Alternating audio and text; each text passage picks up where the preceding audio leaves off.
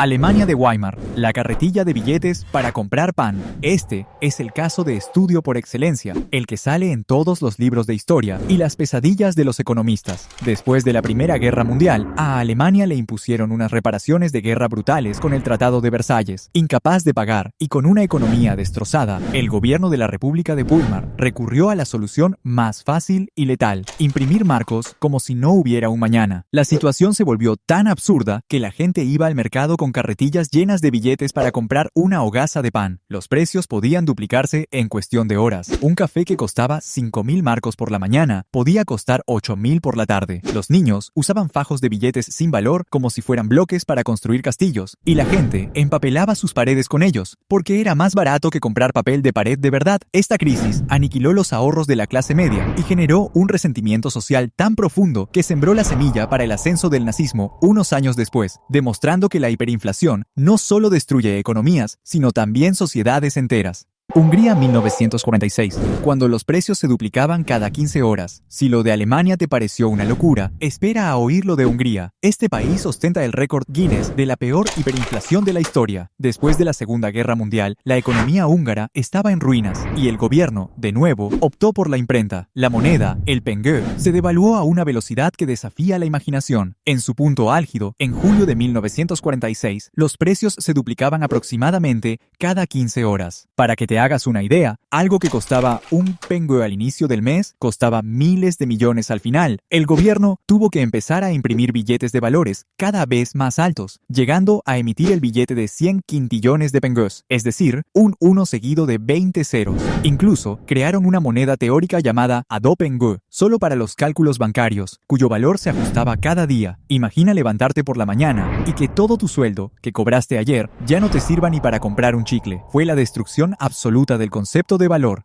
El tango de la devaluación. Argentina, Bolivia y Perú en los 80. La década de los 80 en Latinoamérica fue un verdadero laboratorio del desastre hiperinflacionario. Argentina, por ejemplo, vivió un periodo de caos donde los precios subían a un ritmo del 3.000% anual a finales de la década. El gobierno intentaba frenarlo con planes que tenían nombres rimbombantes como el Plan Austral, cambiando la moneda y congelando precios, pero eran como poner una tirita en una hemorragia. La gente se acostumbró a una vida donde el precio del supermercado cambiaba varias veces al día. Mientras tanto, Bolivia en 1985 experimentó una de las hiperinflaciones más explosivas de la historia, con una tasa anual que llegó a superar el 20.000%. La gente cargaba el dinero en bolsas de plástico. Perú, entre 1988 y 1990, vivió su propio infierno bajo el primer gobierno de Alan García, con una inflación galopante, agravada por la violencia del grupo terrorista Sendero Luminoso. La moneda, el INTI, se devaluó tanto que el gobierno tuvo que crear el nuevo sol. En estos países, la hiperinflación se convirtió en parte del paisaje, una especie de enfermedad crónica con la que la gente aprendió a convivir, desarrollando una astucia financiera de supervivencia para protegerse del monstruo que se comía sus ingresos.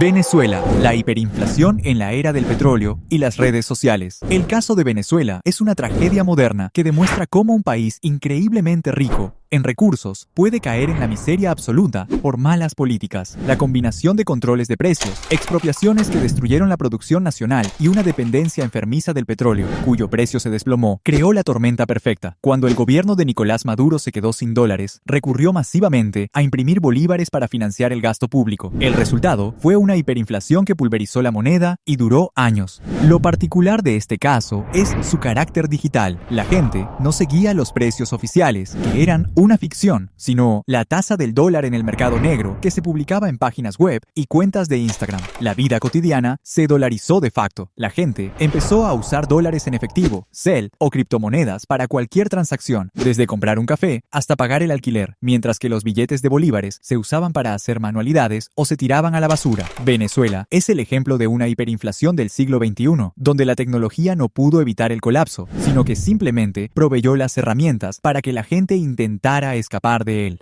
Guerra y colapso. El caso de Yugoslavia y la Grecia ocupada. La hiperinflación a menudo es la banda sonora de la desintegración de un país o de una ocupación militar. Yugoslavia, a principios de los 90, es el ejemplo perfecto. Mientras el país se desmembraba en una guerra civil brutal, el gobierno de lo que quedaba de Yugoslavia, básicamente Serbia y Montenegro, financió su esfuerzo bélico con la imprenta. El dinar yugoslavo se convirtió en una broma. En 1994, la tasa de inflación mensual alcanzó un estimado de 313 millones%. Los salarios se pagaban a diario y la gente corría a cambiarlos por marcos alemanes o cualquier bien que pudiera conseguir. Un caso similar, aunque por razones distintas, fue el de Grecia durante la ocupación nazi en la Segunda Guerra Mundial. El gobierno de ocupación obligó al Banco Central griego a prestarle dinero sin límite para financiar sus gastos, mientras saqueaba los recursos del país. La producción se desplomó y el gobierno griego en el exilio imprimía dinero para pagar a los funcionarios. La dracma se destruyó y la gente sobrevivía gracias al trueque y a la ayuda del mercado negro. En ambos casos, la hiperinflación no fue solo un problema de mala gestión, sino un arma de guerra y una consecuencia directa del colapso del Estado. Zimbabue, el billete de 100 billones de dólares. La historia de la hiperinflación en Zimbabue es tan trágica como surrealista y tiene un protagonista icónico, el billete de 100 billones de dólares. A principios de los 2000, el gobierno de Robert Mugabe implementó una polémica reforma agraria que expropió granjas de propietarios blancos para redistribuirlas. El resultado, el colapso de la producción agrícola, que era la columna vertebral de la economía. Con la economía en caída libre y bajo sanciones internacionales, el gobierno hizo lo de siempre, encender la imprenta. La inflación se disparó a niveles absurdos. En 2008, la tasa anual alcanzó cifras que la mente humana apenas puede procesar, algo así como 89.7 sextillones%. El gobierno emitía billetes con cada vez más ceros. El famoso billete de 100 billones de dólares zimbabuenses, en el momento de su emisión, apenas alcanzaba para comprar una barra de pan.